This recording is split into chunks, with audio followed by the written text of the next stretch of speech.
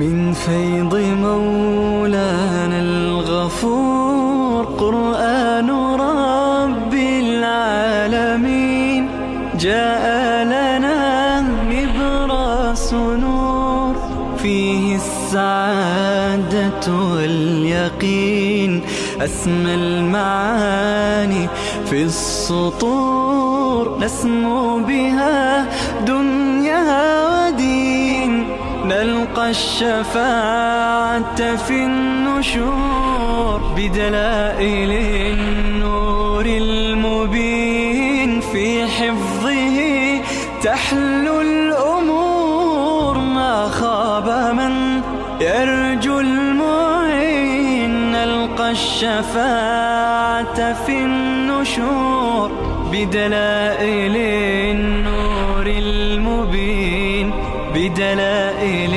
النور المبين.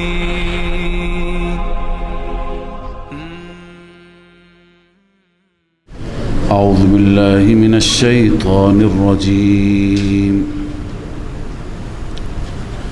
بسم الله الرحمن الرحيم. فلما استيئسوا منه خلصوا نجيا قال كبيرهم ألم تعلموا أن أباكم قد أخذ عليكم موثقا من الله ومن قبل ما فرطتم في يوسف فلن أبرح الأرض حتى يأذن لي أبي أو يحكم الله لي وهو خير الحاكمين. صدق الله العظيم. اللهم صل على سيدنا وشفينا محمد وعلى آله وصحبه أجمعين. سبحانك لا علم لنا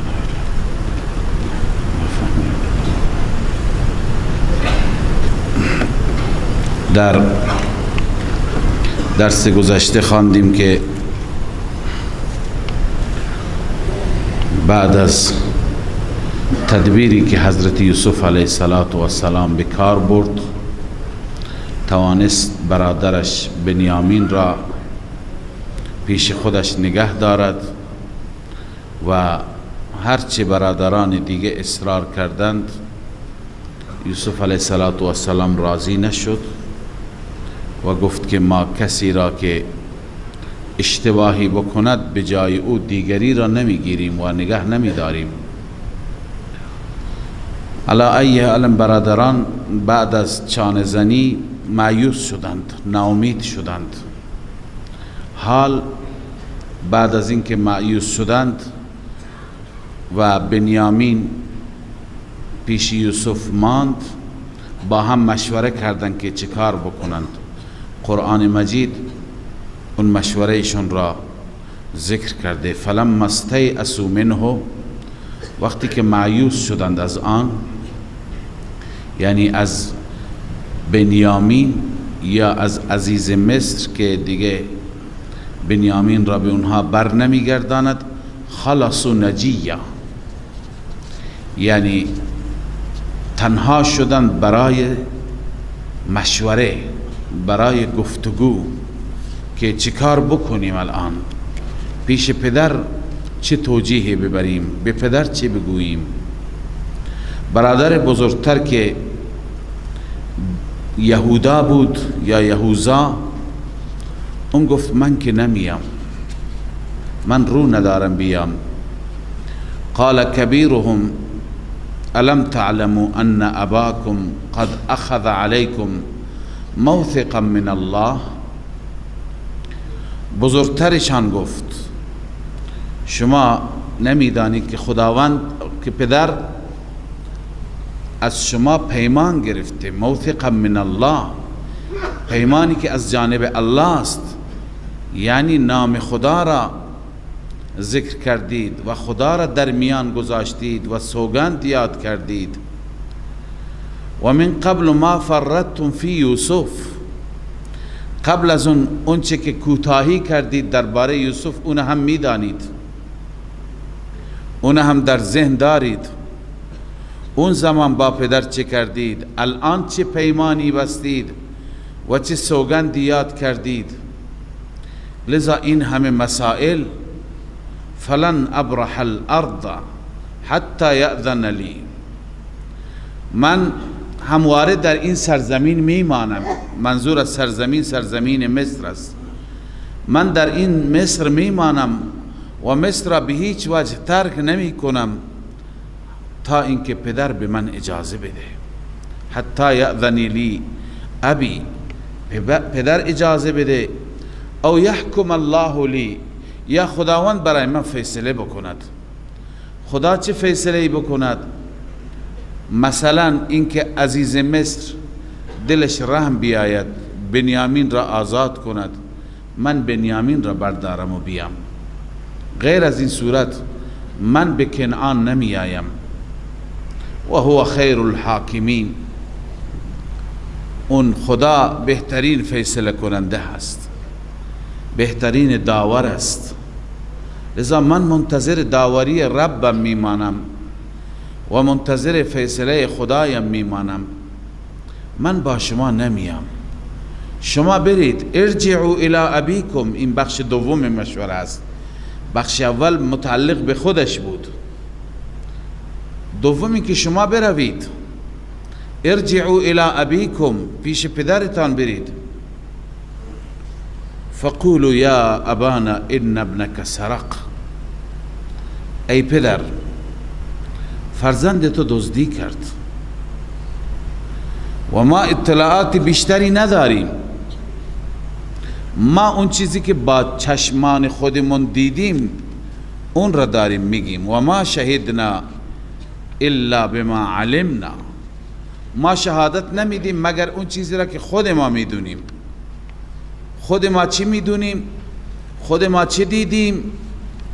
من رؤیتنا الصواع فی رحل بنیامین، ما دیدیم که اون صواع ملک، پیمانه مخصوص پادشاه، در اسباب و وسائل بنیامین بود. ما اینو میدانیم، لذا گواهی میدیم.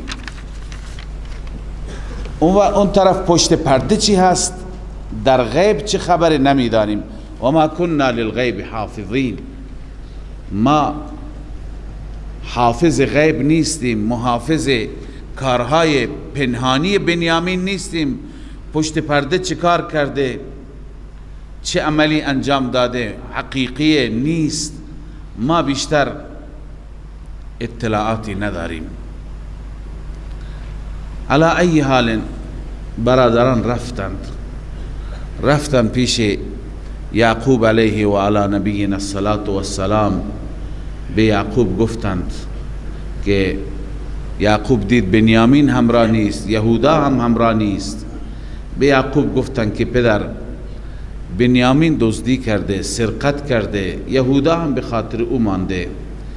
و از برای اینکه پدر را اطمینان بدهند به پدر گفتن شما اصلا برید از خود اهل مصر بپرسید، اهل مصر بماند، شما از همین کاروان کنعانی ها که با ما بود بپرسید.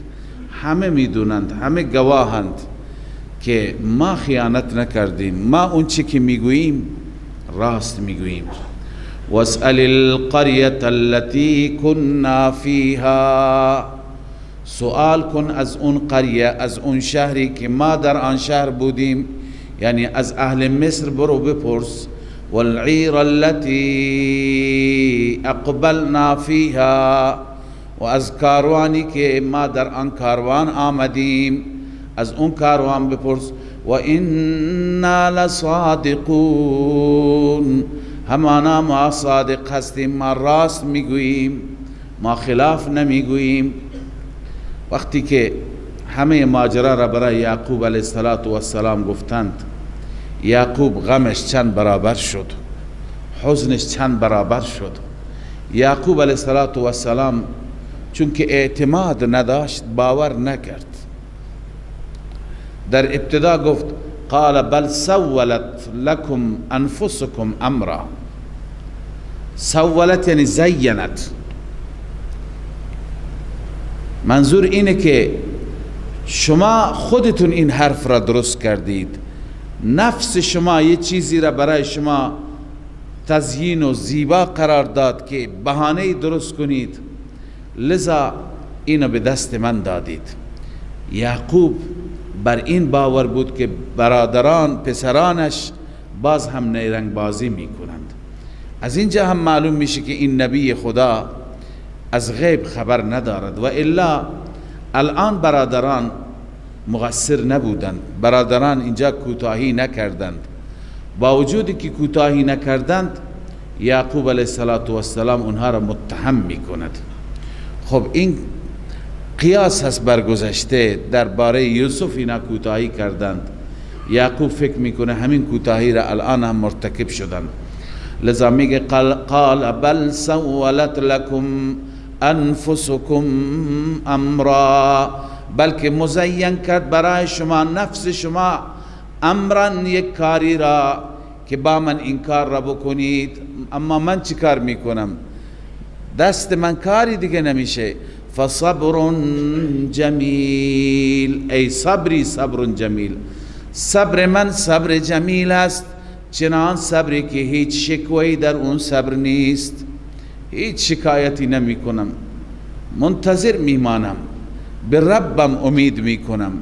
عسى الله ان یأتینی بهم جمیعا، من امید دارم از پروردگارم، امید دارم این که بیاورد همه را، هر ستاره، یوسف را هم فراموش نمی کنند، هر سه را بیاورد، یوسف و بنیامین و یهودا را. انه هو العلیم الحکیم، علت این است که همانا الله علیم هست، خوب میداند، الحکیم کارهایش حکمت دارد. حضرت یعقوب علیه السلام از یوسف هرگز ناامید نمیشه، به دلیل اینکه یعقوب به دلش نشسته یقین دارد که اون خواب باید محقق بشه، تعبیر بشه، و یقین دارد که این فرزندش پیامبر خدا و نبی خدا میشه و مردم را به سوی حق فرا میخواند.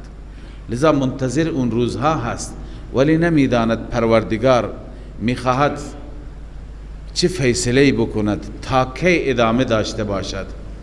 لذا یعقوب علیه السلام فرزندان خودش را ترک می کند، یک گوشه، یک خیمه جداگانه برای خودش انتخاب می کند، شب و روز با رب راز و نیاز می کند، پیش خدایش گریه می کند و از خدا استمداد می طلبد. اینجا الله عزوجل بخشی کوچکی از حزن یعقوب را و از غم یعقوب را و اینکه چه مناجاتی با پروردگارش داشت و چقدر گریه می کرد اون یاد کرده. و تولی عنهم یعنی از اونها رویگردانی کرد، اعراض کرد، ناراحت شد و کناره کشی کرد. و قال یا اسفا علی یوسف، ای افسوس بر یوسف، چه یوسف زیبایی داشتم. منظور یوسف هم کجا رفت؟ و بیضت عیناه، قرآن میگه چشمش سفید شد، از بس گریه کرد، از بس غم کرد و اشک ریخت، بیناییش را از دست داد. سفیدی چشم کنایه از بینایی از دست دادن هست. و بیضت عیناه من الحزن، و چشمانش از غم سفید شد. فهو کظیم، اون در دل غم داشت. کظیم میگن کسی که قلبش پر از غم باشد. بعضی مردم میگن دل من پر از خون است، باز بکنم ببینی که تو دلم چه خبر است. چنین حالتی داشت یعقوب، دلش پر خون بود، پر غم بود. وقتی که باز هم یا اسف علی یوسف گفت، بر یوسف حسرت خورد، بر یوسف افسوس خورد، برادران اعتراض کردند. همیشه یوسف را همیشه یاد میکنی، فراموشش نمیکنی. قالوا تالله تفتأ تذكر یوسف، گفتن سوگند به خدا، تفتأ ای لا تفتأ، همواره تو یاد میکنی یوسف را، حتی تکون حرضا، حتی که حرض میشی. حرض یعنی از کار میفتی، اعصابت، چشمت، تمام بدنت از کار میفته. او تکون من الهالکین، یا اینکه از هالکین میشه، هلاک میشه، از بین میری، خودت ضایع میشی. تا کی یوسف را فراموش کن. اما یعقوب میگه یوسف فراموش کردنی نیست. قال انما اشکو بثی و حزنی الی الله، جز این نیست که من شکایت میکنم، شکایتم را پیش شما نمیکنم، پیش مولایم میکنم. انما اشکو بثی، من شکایت میکنم غم بزرگم را، و حزنی و حزنم را، الی الله، پیش خدا، لا الی الخلق، پیش مخلوق من شکایت نمی کنم. و اعلم من الله ما لا تعلمون، من میدانم از جانب الله آنچه که شما نمیدانید. شما نمیدانید من چی میدانم. اشاره یعقوب علیه السلام به نبوت یوسف است، به خواب یوسف است، به اینکه الله عزوجل یک روز یوسف را می درخشاند. من در انتظار اون روزها هستم. ولی نمیداند یعقوب که آیا عاقبت به اون امید میرسد، به اون آرزو میرسد یا نمیرسد. ولی انتظار دارد و زار زار گریه میکند برای اون ساعت. باز هم به برادرانش، به فرزندانش میگه شما دوباره برید عزیز مصر را از طرف من سلام برسانید. در تفسیرها با این پیغام نوشته عزیز مصر را از طرف من سلام برسانید. بگویید یک پیرمردی هست که اولین فرزندش را قبل از این از دست داده و سالهاست در فراق او گریه می کند، حتی بینایی چشمش از بین رفته، جایی را نمی بیند. و دومین عصایش این است که تو او را نگه داشتی، زندانش کردی. لذا بر من رحم کن و فرزندم را آزاد کن. اما قرآن میگه که به برادرانش گفت که بروید برای یوسف بگردید، برای یوسف تلاش کنید. شاید در راستای تلاش همین پیغام بود که برای عزیز مصر داد. یا بنی اذهبوا فتحسسوا، ای فرزندانم بروید شما، فتحسسوا، جستجو کنید، بگردید، تلاش کنید، من یوسف و اخی، برای یوسف و برادرش، ولا تیأسوا من روح الله، ناامید نباشید از رحمت الله. شاه عبدالقادر گفته از فیض الله، از فیض الله، از لطف و مهربانی الله شما ناامید نباشید. انه لا ییأس من روح الله الا القوم الكافرون، همانا از رحمت الله ناامید نمیشه مگر قومی که کافر باشد، اعتقادی داشته نباشد، اون ناامید میشه. لذا شما برید ناامید نباشید. فلما دخلوا علیه، بار دیگر برادران آمدن پیش عزیز مصر، بار سوم هست. 9 برادر این بار میان، یهودا همونجا نشسته.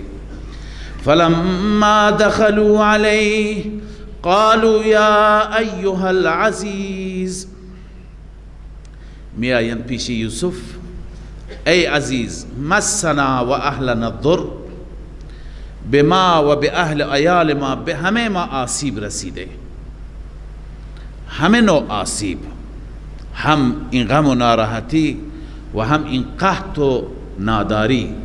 از یک طرف گرسنگی فشار می آورد و از یک طرف متلاشی شدن خانواده، هر یکی یک جایی. پدر ما این سلام را گفته، یک فرزندش قبلا گم شده و چشمایش را در فراق او از دست داده و یک فرزند اینه که پیش تو هست. خود ما ها چیزی برای خوردن نداریم، لذا بر ما رحم کن. لذا میگویند مسنا و اهلنا الضر، به ما و به اهل و عیال ما آسیب رسیده، ضرر رسیده، هم ضرر جانی هم ضرر مالی. و جئنا ببضاعت مزجات، این بار هم ما آمدیم با کالا و با پول بی ارزش مختصر، چون نداریم، به دلیل ناداری آمدیم. ای عزیز فاوف لنا الکیل، کیل را گندم را هم به ما کامل بده.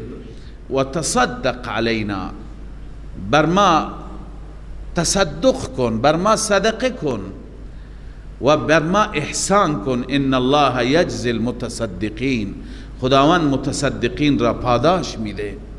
خدا به تو پاداش میده، هم به ما گندم بده و هم برادر ما را رها کن. وقتی که این پیغام غمناک را از طرف حضرت یعقوب علیه السلام دادند، یوسف علیه السلام نتوانست بیشتر خودش را کنترل بکند، بیشتر تحمل کند و از طرف الله عزوجل هم لابد اجازه داشت که دیگه سر را افشا کند، راز را بازگو کند. لذا یوسف علیه السلام لب به سخن گشود. تفسیر مدارک نوشته، تفسیر امام نصفی رحمه الله، که لما قال مسنا و اهلنا الضر، وقتی برادران گفتم به ما و به اهل و عیال ما ضرر و آسیب رسیده، و تضرعوا الیه، تضرع کردند، گریه کردند، و طلبوا منه ان یتصدق علیهم، از یوسف خواستند که صدقه بکند، به اونها گندم هم بده که چیزی ندارند. ارفضت عیناه، چشمانش جاری شد. ولم یتمالک، و بیشتر خودش را کنترل نکرد. ان عرفهم نفسه، تا اینکه خودش را معرفی کرد برای اونها. یوسف علیه السلام ابتدا با این سؤال، قال هل علمتم ما فعلتم بیوسف و اخی، آیا شما میدانید چه کردید با یوسف و برادرش؟ اذ انتم جاهلون، زمانی که شما جاهل بودید، نمیدانستید. بازم برایشون عذری درست میکنه این پیغمبر کریم. شما جاهل بودید، نمیدونستید، ولی میدونی با یوسف چه کردید؟ میدونی با برادر یوسف چه برخوردی داشتید؟ چه رویه‌ای داشتید؟ اینها تعجب کردند. این کیه که از یوسف داره میگه، از برادر یوسف اشاره میکنه به طرف ما، به خیانت ما. لذا چشماشون را بیشتر باز کردند، نگاه کردند. اصلا قبلا به تصور این نبودند که یوسفی در کار باشد، اما وقتی نگاه میکنند سبحان الله، یوسف و بنیامین نشستند، اینها عکس و کپی هم دیگه هستند. اینها همون یوسفه، این همون یوسف برادر هم هستند. لذا تعجبا پرسیدند، قالوا ائنک لانت یوسف، آیا تو یوسف هستی؟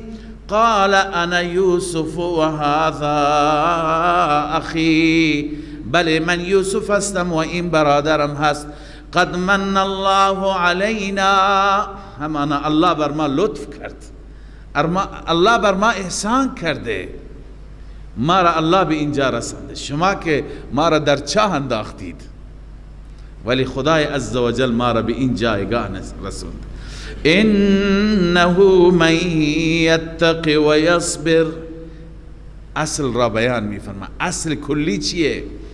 انه من یتقی و یصبر فان الله لا یضیع اجر المحسنین، همانا هر کسی که تقوا داشته باشد، از الله بترسد و صبر کند در زندگی، فإن الله لا یضیع اجر المحسنین، الله اجر چنین نیکوکاران را ضایع نمی کند.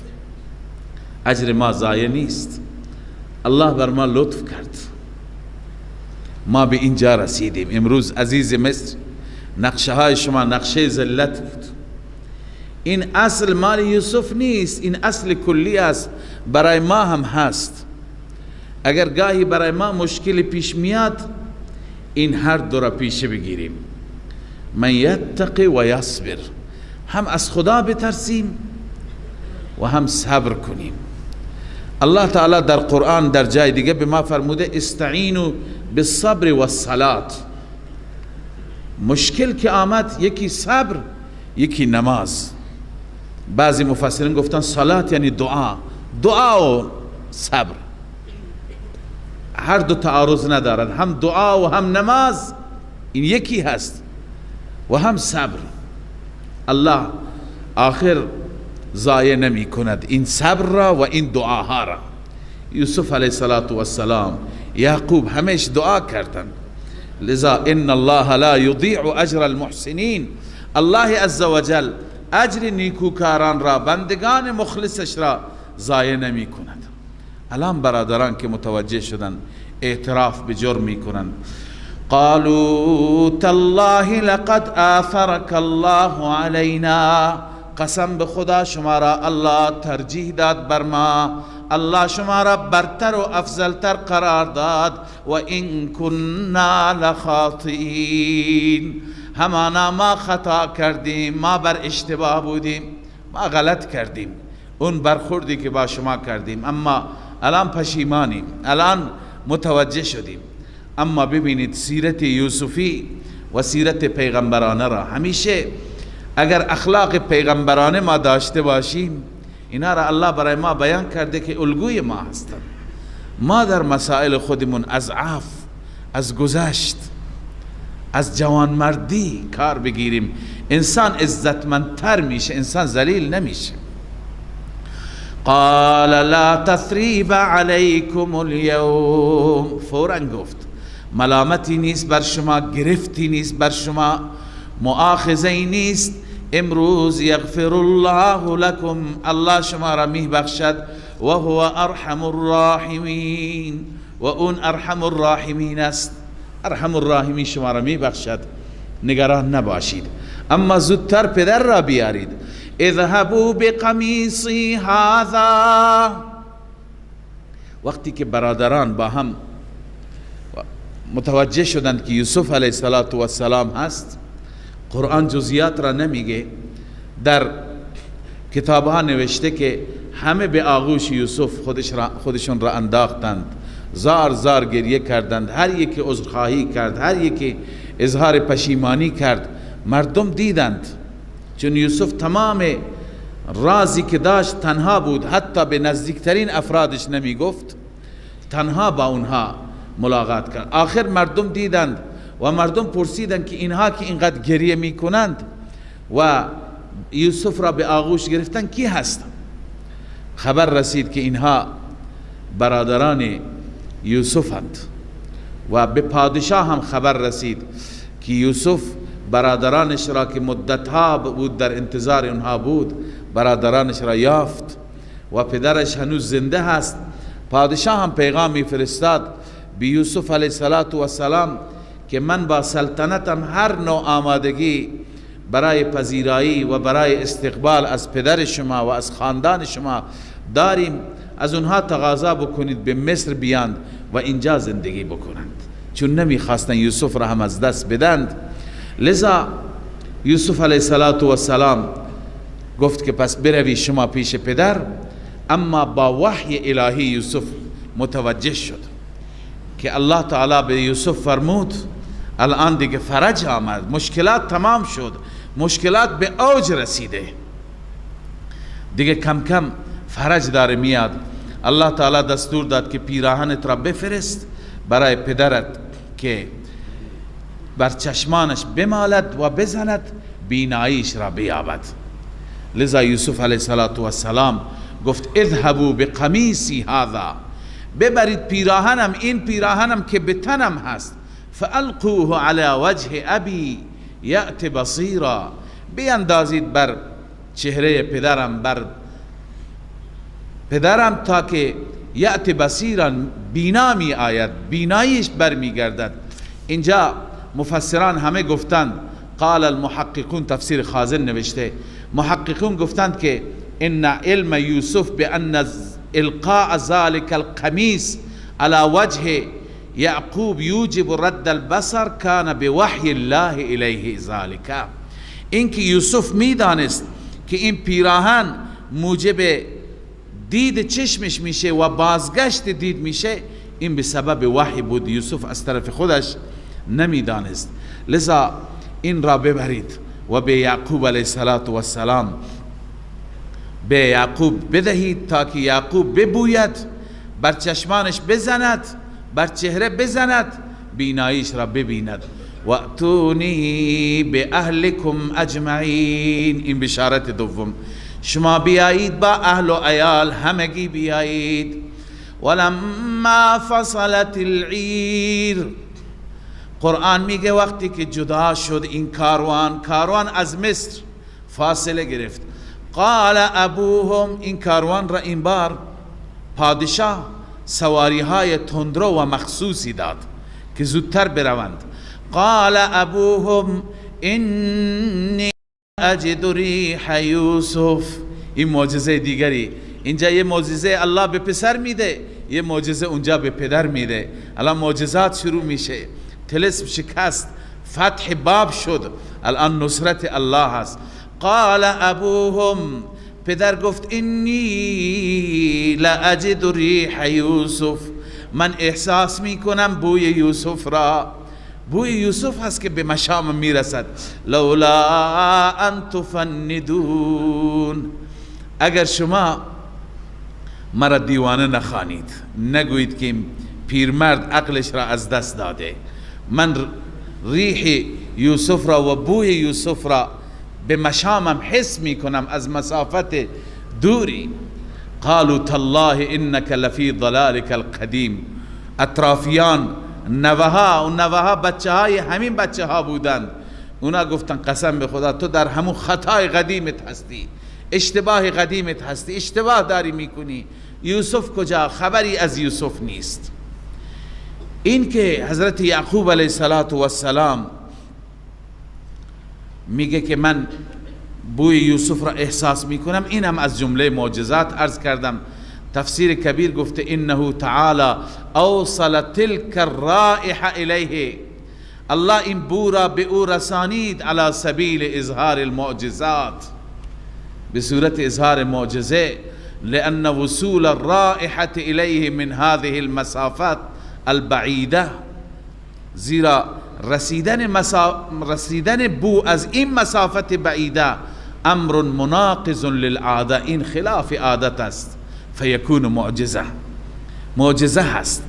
هیچ وقت معجزه را با کارهای عادی قیاس نکنید و هم هیچ وقت از معجزه استنباط و برداشت نادرست نکنید.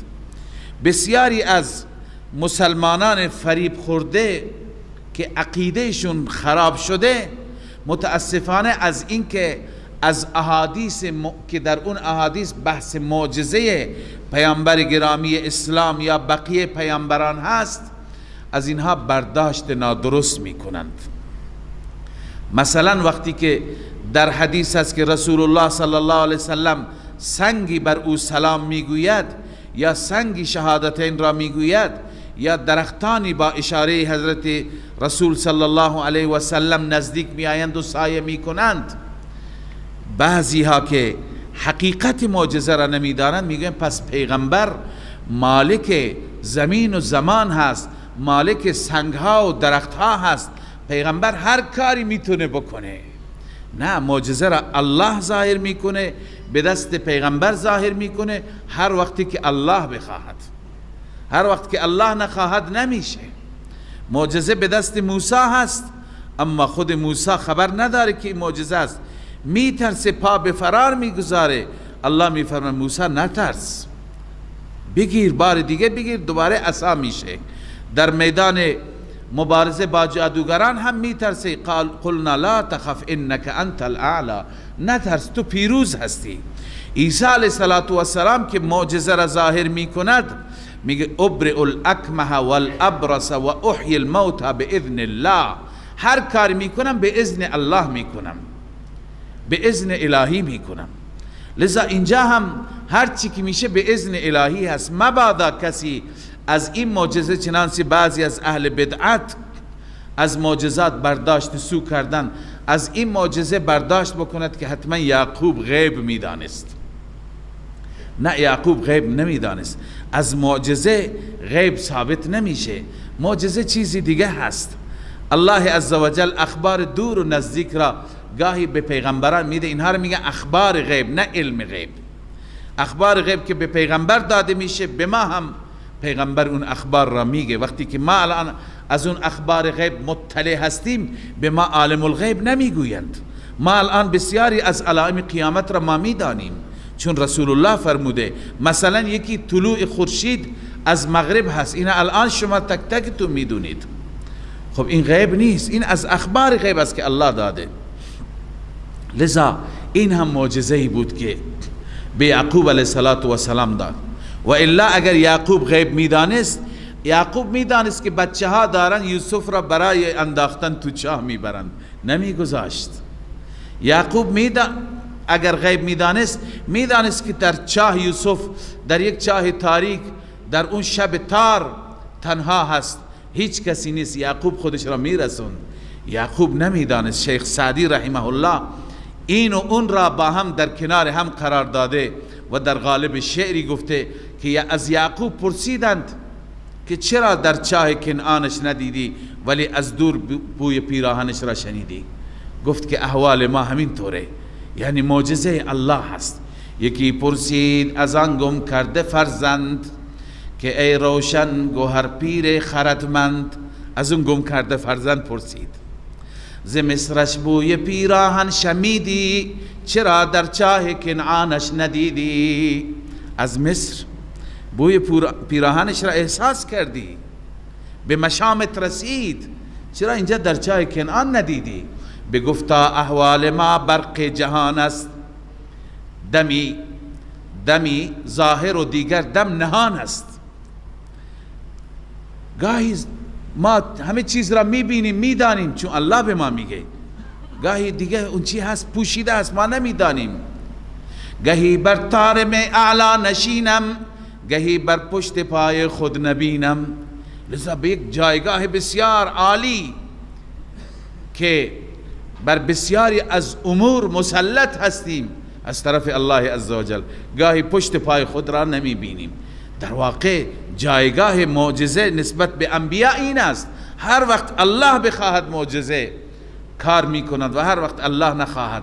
یا خلاصش اینه که معجزه در اصل کلید به دست الله هست، گرداننده الله هست، اما به دست پیامبران ظاهر میشه و در اختیار پیامبران نیست.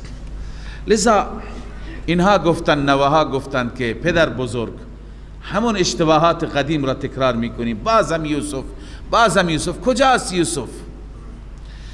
فلما ان جاء البشیر، زمانی که بشیر آمد، مژده دهنده. این مژده دهنده کی هست؟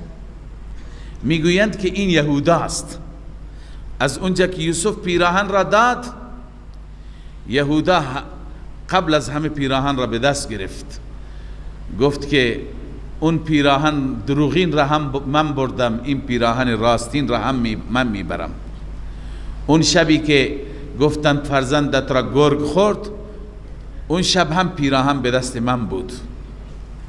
عن سفیان قال یهودا انا احمل قمیص الشفا کما ذهبت بقمیص الجفا. تفسیر مدارک. این قمیص شفا را من میبرم همان گونه که قمیص جفا و قمیص ظلم را بردم، لذا من به کسی دیگه نمیدم، این را برد.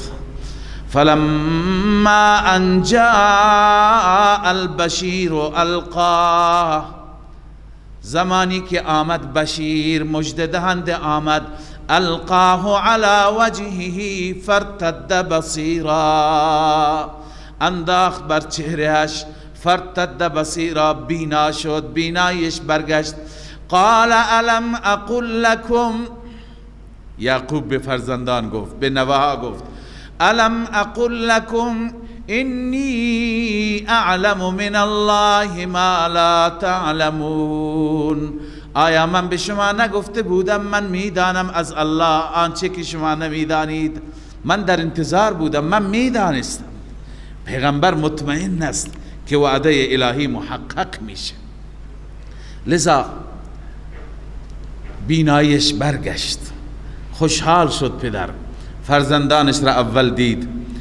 اما بعضی از بزرگان مثل حضرت سفیان رحمه الله، سفیان ثوری گفته وقتی که بشیر آمد، مژده دهنده آمد و گفتم پدر این کسی که ما ازش تعریف می کردیم به عنوان عزیز مصر، این یوسف خود ماست.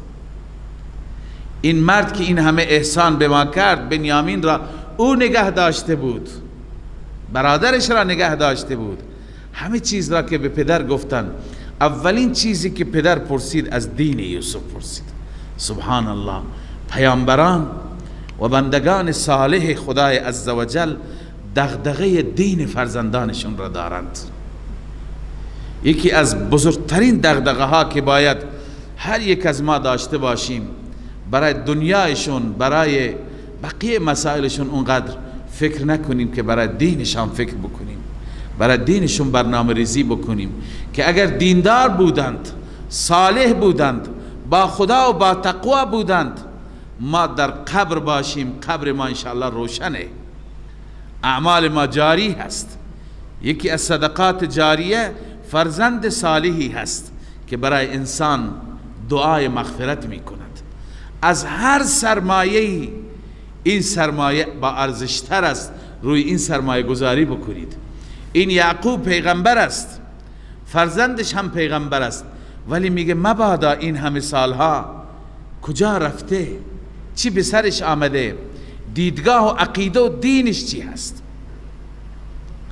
لذا لما جاء البشیر الى یعقوب، وقتی که بشیر آمد پیش یعقوب، مژده دهنده، بشارت دهنده، قال له على ای دین ترکت یوسف، یوسف را بر چه دینی ترک کردید؟ شما که آمدید بر چه دینی بود؟ قال على الاسلام، بر اسلام بود. قال الان تمت النعمه، تفسیر قرطبی گفت پس نعمت الان تکمیل شد، الان دلم قرار گرفت، الان مطمئن شدم. و از وصیت یعقوب که ما در سوره بقره خواندیم هم معلوم میشه که یعقوب در آخرین لحظات فرزندانش را به همین توصیه کرد. و وصى بها یعقوب بها ابراهیم و بنیه و یعقوب، ابراهیم هم فرزندانش را توصیه کرد و یعقوب هم. یا بنی ان الله اصطفى لكم الدین فلا تموتن الا وانتم مسلمون. ای فرزندان، خداوند برای شما دین را انتخاب کرده، با ارزشترین چیز دین هست. ببینید بدون اسلام نمیرید، ببینید از این دنیا بدون ایمان و بدون اسلام نروید. اسلام عزیز را، ایمان را تا آخر با چنگ و دندان داشته باشید، محکم نگه داشته باشید. لذا ابراهیم علیه السلام، یعقوب علیه السلام دغدغه دین دارد. ما برای آینده دنیای فرزندانمون فکر میکنیم، مغازه میگیریم، پاساژ درست میکنیم، باغ درست میکنیم، منزل درست میکنیم.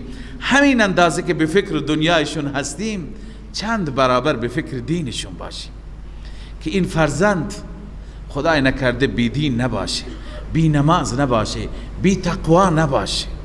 و الا اگر بی تقوا باشه، لاابالی باشه و مثل بقیه دودی باشه، هر چی که ما برایش اندوخته بکنیم اون با دود همه را تمام میکنه، همه زحمت دنیای ما را هم ضایع میکنه. پس دنیا هم محفوظ میمانه با دین. به فکر دین باید بود. این سیرت انبیا هست، سیرت پیغمبران است که برای ماها الگو هست. اما فرزندان الان سرشون پایینه. چه ظلمی به پدر کردند، چه جفایی کردند. چند سال است قالوا یا ابانا استغفر لنا، ای پدر ما برای ما مغفرت بطلب، استغفر لنا ذنوبنا، برای گناهان ما از رب مغفرت بطلب، انا كنا خاطئین، ما خطاکار بودیم، ما اشتباه کردیم، ما واقعا جرم کردیم، الان پشیمانیم، از تو معافی میخوایم و از رب برای ما مغفرت بخواه که خدا ما را ببخشد. چه ظلم بزرگی. قال سوف استغفر لكم ربی، یعقوب وعده داد، مغفرت نطلبید، گفت ان قریب برای شما از ربم استغفار میخواهم. چرا الان استغفار نخواست؟ ببینید فرق یعقوب یوسف. اونجا که یوسف فوراً گفت یغفر الله لكم، خدا شما را ببخش، اما یعقوب گفت سوف استغفر لكم ربی، ان قریب برای شما از ربم مغفرت می طلبم. چرا الان نطلبید؟ علما چند دلیل نوشتند. یک، نوشتند که یعقوب با خودش فکر کرد جفای اصلی و ظلم اصلی نسبت به یوسف بوده. یوسف را اینها بردند تو چاه انداختند، یوسف را بردن گم کردند، لذا حق اصلی مال او هست. باید ببینم یوسف تصمیمش چیه. خبر نداشت که یوسف همون لحظه بخشید. به این خاطر گفت که من میخواست اول سفارش اینها را پیش یوسف بکند، یوسف اونها را ببخشد، بعدا از خدا مغفرت بطلب. بعضی اینو گفتن، بعضی گفتن نه، علت تأخیر این بود که میخواست بدونه آیا واقعا پشیمانند یا الان که خجلند مغفرت و معذرت خواهی میکنند. میخواست که بدوند که ندامتشون حقیقی هست. و سومین توجیه که نوشتن اینه که وقت سحر وقت استغفار است. سوف استغفر لكم، چون الله تعالی هم درباره بندگان صالح گفته و بالاسحار هم یستغفرون، در وقت سحر استغفار میخوانند. پس سوف استغفر لكم معنیش اینه که به وقت سحر برای شما، اون وقت که وقت مغفرت خواهی هست، اون زمان از رب برای شما مغفرت میخواهم. انه هو الغفور الرحیم، همانا الله اون ذات غفور بخشاینده و مهربان است. علی ای حال خانواده یعقوب، حضرت اسرائیل، که اسرائیل همین یعقوب است، لقب یعقوب است. اسرائیل گفتم معنیش هست عبدالله، یعنی بنده خدا در همون زبان عبرانی. لذا خانواده اسرائیل و خانواده یعقوب تمامشون از کنعان حرکت کردند، همه با اسب و شتر و سواری های تندرویی که پادشاه و فرعون مصر فرستاده بود، اینها رفتند و سریع رسیدند. یوسف علیه السلام هم با یک هیئت بلند پایه‌ای از ارکان سلطنت بیرون شهر آمد و انتظار پدر و خاندان بود. به محض اینکه پدر آمد، پدر را در آغوش گرفت و پدر یوسف خودش را در آغوش گرفت، همدیگر را معانقه کردند، خوشحال شدند، شکر الله را به جا آوردند و یوسف علیه السلام پدر و نامادری و برادران خودش را به قصرش و به محل زندگیش برد. قرآن میگه فلما دخلوا علی یوسف، زمانی که بر یوسف داخل شدند، آوا الیه ابویه، جای داد به سوی خودش پدرش را، علی العرش، بر تخت خودش برد، اون تختی که مخصوص نشست یوسف بود و او یوسف اونجا می نشست، اکرام کرد. یوسف به فکر اون سجده نبود، پدرش را اونجا برد که بر اون تخت بشیند، اما بی اختیار همه وقتی که در اون جمع شدند، همه برادران، پدر، مادر به سجده افتادند. وقالت خلو مصر ان شاء الله آمنین، به پدر و برادران گفت داخل بشید مصر ان شاء الله. این ان شاء الله برای تبرک است. آمینین ایمن باشید، دیگه قحطی نیست، دیگه فراق و جدایی نیست، همه خطرات دیگه تمامه. میگویند حضرت یعقوب علیه السلام در این روزها 130 سال سن داشت. و رفع ابویه علی العرش، پدر مادرش را بر عرش بلند کرد، بر عرش نشاند. و خروا له سجدا، و افتادند همه برای یوسف سجده کنان، یعنی سجده تعظیمی بود، همه تعظیم کردند، پدر برادر و مادر همه 11 برادر. یوسف الان بیادش آمد، سبحان الله، این همون تعبیر هست. و قال یا ابت هذا تأویل رؤیای من قبل، ای پدر این تعویل رؤیای من هست، اون رؤیایی که قبل از این داشتم.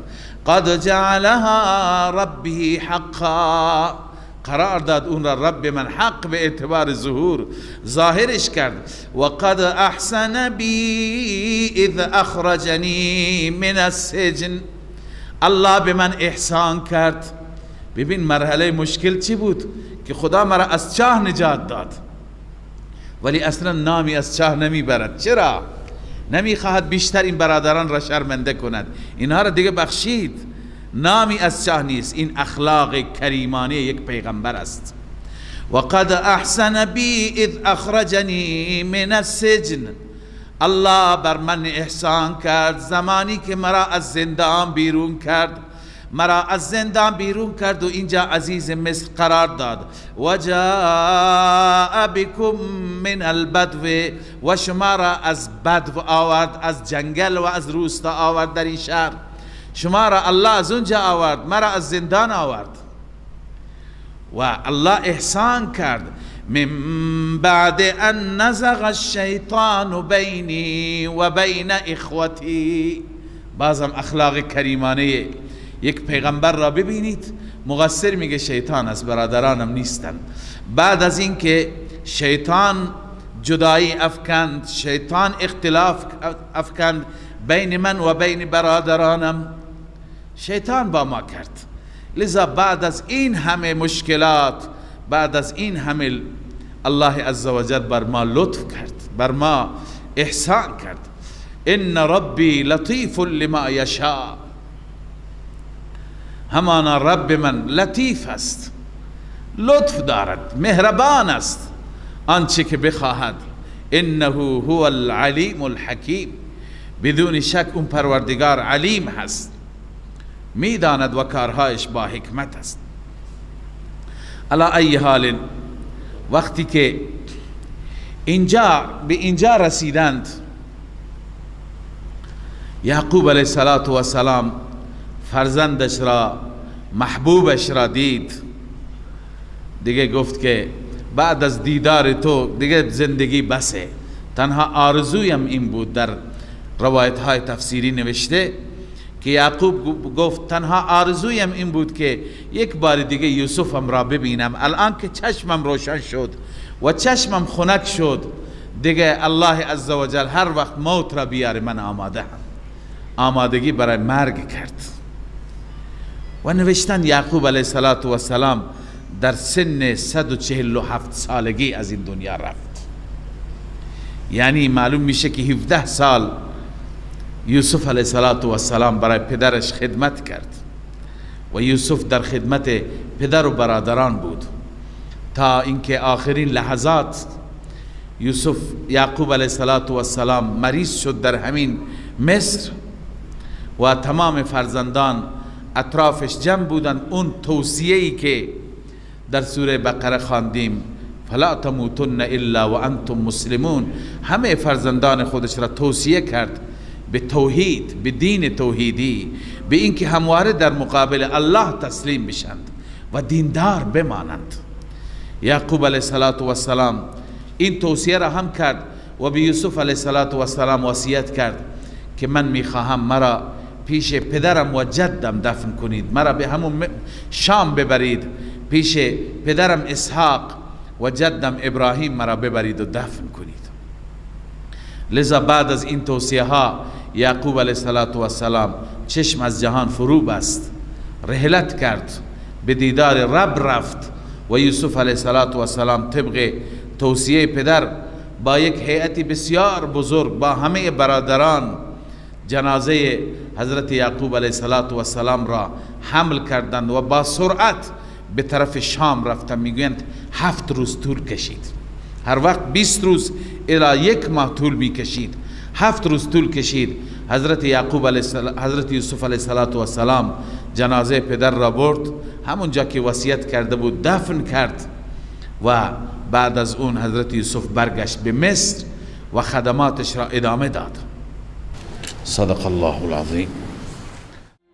من فيض مولانا الغفور قرآن رب العالمين جاء لنا نبراس نور فيه السعادة واليقين أسمى المعاني في السطور نسمو بها دنيا ودين نلقى الشفاعة في النشور بدلائل النور المبين في حفظه تحلو الأمور ما خاب من يرجو المعين نلقى الشفاعة في النشور بدلائل النور المبين بدلائل